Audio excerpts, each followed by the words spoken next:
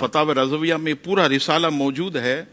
آپ نے تیمم، آپ جانتے جب کسی کو پانی میسر نہ ہو تو فرمایا کہ وہ جن سے زمین سے نکلنے والی چیزوں سے تیمم کرے. تو یہ تیمم کن چیزوں سے جائز؟ تو فتاوی رضویہ میں اعلیٰ حضرت نے زمین سے نکلنے والی 181 چیزوں کے نام لکھے کہ جن سے تیمم جائز ہے. اللہ اکبر کبیرہ. اللہ اب میں آپ کو چیلنج کرتا ہوں کہ اس وقت حکومت کے اندر جو وزیر معدنیات ہے، ٹھیک ہے حافظ صاحب، اس کو 20 زمین سے نکلنے والی چیزوں کا نام نہیں پتا ہوگا. وزیر معدنیات، اللہ اکبر. انجینئر آپ کو 40 زمین سے نکلنے والی چیزوں کا بتائے گا. یہ کون تھے؟ امام احمد رضا. کیا اللہ نے ان کو خدا داد صلاحیتوں سے 181 وہ چیزیں جس سے تیمم جائز، اور اعلیٰ حضرت امام علیہ سنت نے 131 ان چیزوں کا ذکر کیا زمین سے نکلنے والی جن سے تیمم ناجائز ہے. اللہ آپ اکبر. کی علمی جو ہے وہ، حالانکہ جتنے پرانے فقہا انہوں نے کتنی چیزوں کا ذکر کیا اب تک؟ زمین سے نکلنے والی 74 جن سے تیمم جائز، اور ناجائز 58، اور اعلیٰ حضرت نے 181 اور 131 چیزوں کا ذکر کیا.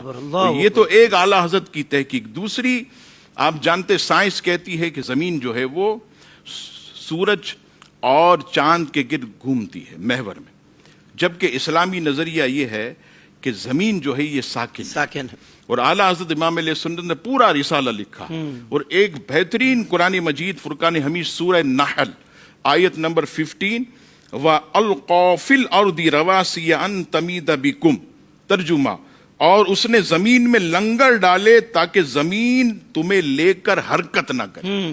لنگر ڈال دیے، یعنی میخیں اللہ تعالیٰ نے اس میں کھود دی، جیسے ہم شامیانے وغیرہ کو کھڑا کرتے ہیں تو میخیں زمین پر. اور اس پر تفسیر نیشاپوری میں علامہ نیشاپوری حضرت ابن مسعود رضی اللہ تعالی اور حضرت حذیفہ بن یمان ان کا حوالہ دے کر لکھتے ہیں کہ ان اصحاب کے نزدیک بھی ان کا یہ عقیدہ تھا کہ زمین یہ ٹھہری ہوئی ہے، یہ گھومتی نہیں ہے. پھر اعلیٰ حضرت نے آخری میں کہا اگر تم قرآن و حدیث کو نہ مانو تو صرف ایک عقلی دلیل دوں گا کہ جس زمین پر بیت اللہ ہو، جس زمین پر حضور آرام کر رہے ہو، جس زمین پر جو ہے بیت المقدس ہو، وہ زمین سورج اور چاند کے گرد نہیں گھومتی، بلکہ زمین کی شان یہ ہے کہ چاند اور سورج جو ہے اس کا طواف کرتے، کیا کہنے ہیں، سبحان اللہ، گھومتے رہیں. اور پھر آپ سے پوچھا گیا زمین و آسمان کا فاصلہ، تو سب سے پہلے تو آپ نے جو بزرگوں کا طریقہ فرمایا واللہ اعلم، اللہ تبارک و تعالی بہتر جانتا ہے. لیکن فرماتے ہیں آگے جو سب سے قریب تر مانا گیا، یہ دیکھیے بریلی کی چٹائی پر بیٹھے ہوئے، سادہ سا امامہ، سادے کپڑے پہنے ہوئے، نظر کیسی؟ فرماتے 9 ارب 29 کروڑ میل ہے. 9 ارب 29 کروڑ میل ہے.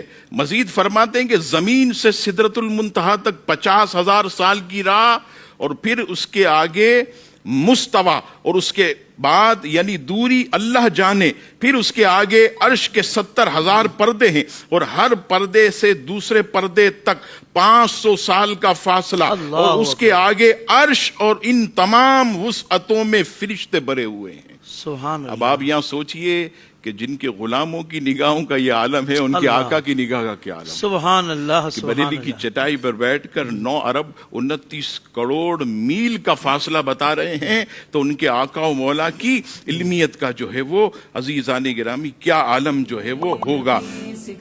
زندگی کے تمام شعبوں میں دینی رہنمائی حاصل کرنے اور آخرت کو بہتر کرنے کے لیے ہمارے YouTube channel Islamic digital studio کو سبسکرائب کر لیں اور بیل آئیکن بھی پریس کر لیں.